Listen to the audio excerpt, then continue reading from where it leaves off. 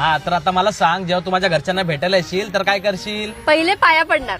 हा, आणि त्यांना आई बाबा म्हणायचं. मम्मी पप्पा म्हटलं तर चालेल का? कसं ते मला सवय आहे ना.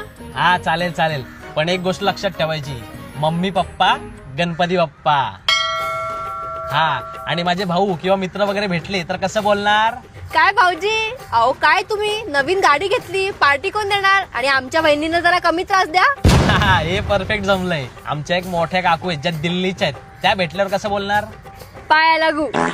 अगं पायाला गु नाही ग, पाय लागू असं ते, पाय लागू. हा कळलं, पाय लागू आंटी. अगे आंटी काय, आंटी बिंटी नको बोलू, आंटीचं तू काकू बोल, काकू चालेल, काकू चालेल.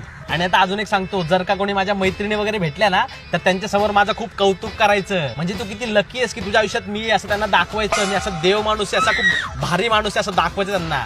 म्हणजे आहे मी तसा, पण तरी दाखवायचं, ती वाढीव करून सांगायचं.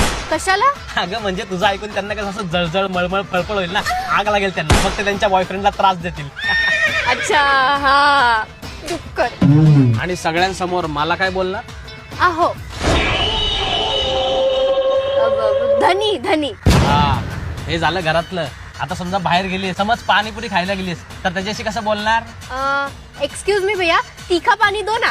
ए तिखा पाणी मराठीत बोलायचं. ए भैया तिखट पाणी दे ना.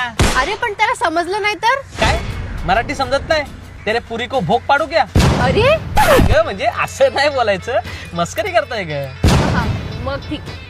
हा, आणि समजा बाहेरचा एखादा रॅन्डम माणूस तुझ्याशी बोलायला आला तर काय करशील? काय बोलू? काय बोलू? बोलायचंच नाही, परपुरुषाशी बोलायचंच नाही. समजलं. हा, आजच्या दिवसासाठी एवढंच. काय फी कोण देणार? ती म्हणजे? म्हणजे काय म्हणजे? पप्पी रे चल.